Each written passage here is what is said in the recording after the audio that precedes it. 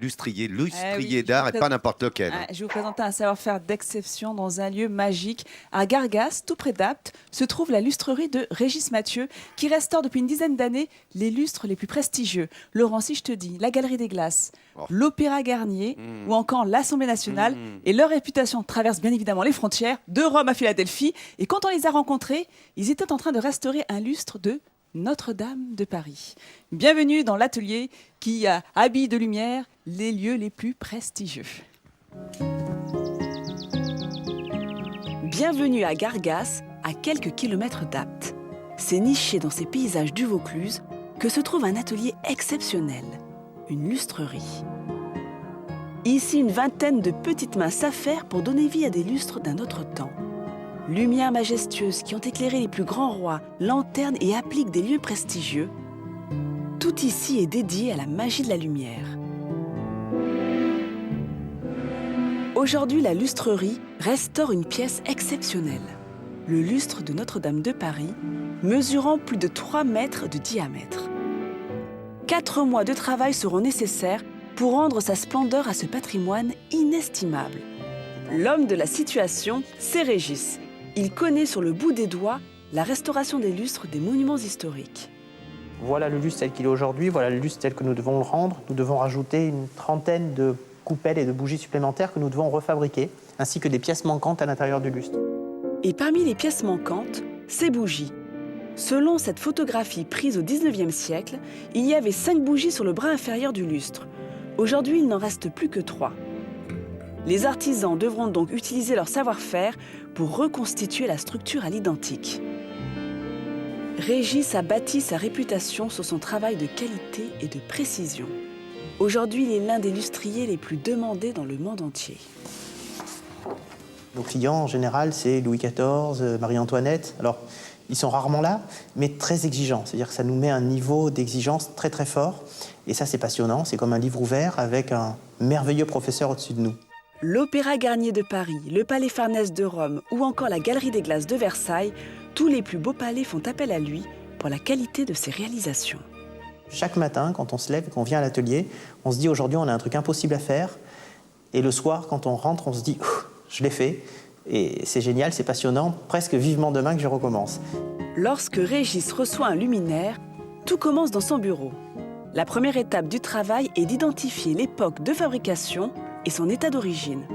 Dans sa bibliothèque très fournie, plus de 30 000 modèles de luminaires sont répertoriés.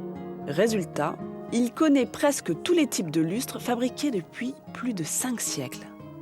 Grâce à un travail de recherche, grâce à énormément de livres que nous avons, grâce à beaucoup de documents, on arrive très souvent à faire des recoupements et à restituer aux clients le lustre avec la bonne hauteur de bougie, tout correctement, restauré, mais un petit peu plus qu'un goût personnel, si vous voulez.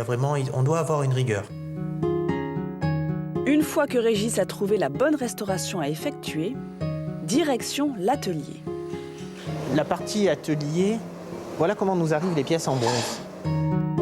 La mission de ces artisans est ensuite de redonner du brillant à ces pièces d'exception. L'étape la plus importante, la voici, c'est le grand bain.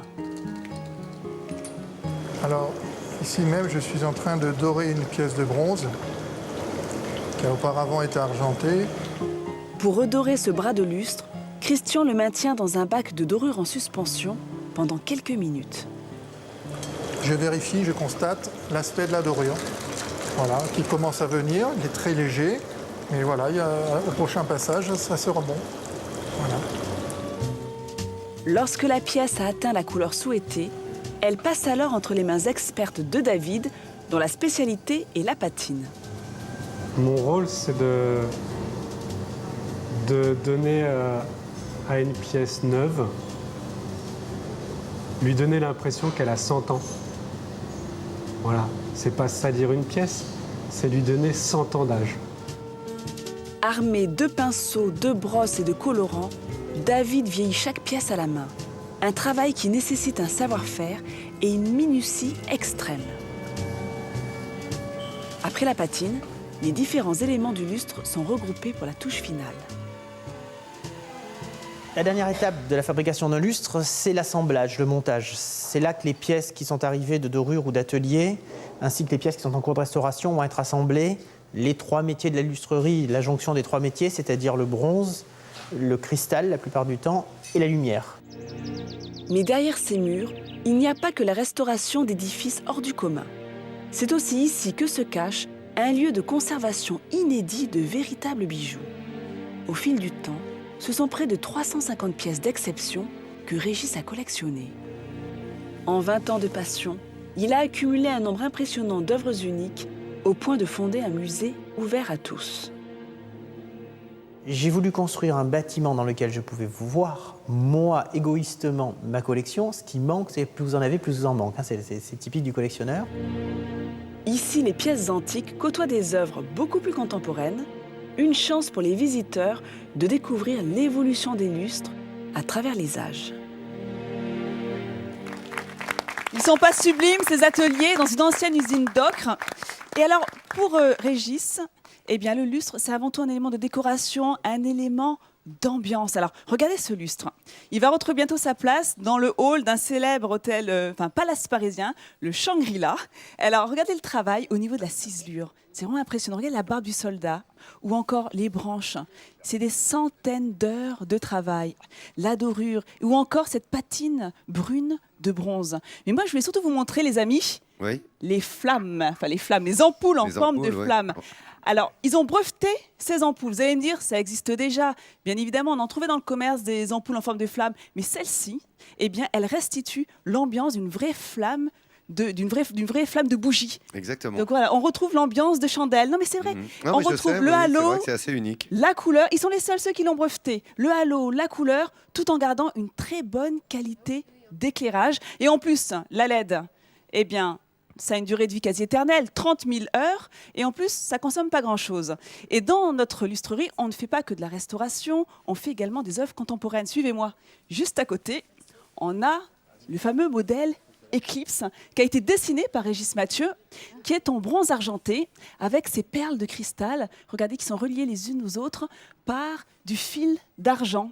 Et donc, tout l'intérêt en fait du travail de Régis Mathieu, c'est d'utiliser des matériaux qu'on pourrait utiliser dans les lustres, notamment de la Galerie des Glaces, mais qui ont également leur place dans un style beaucoup plus contemporain.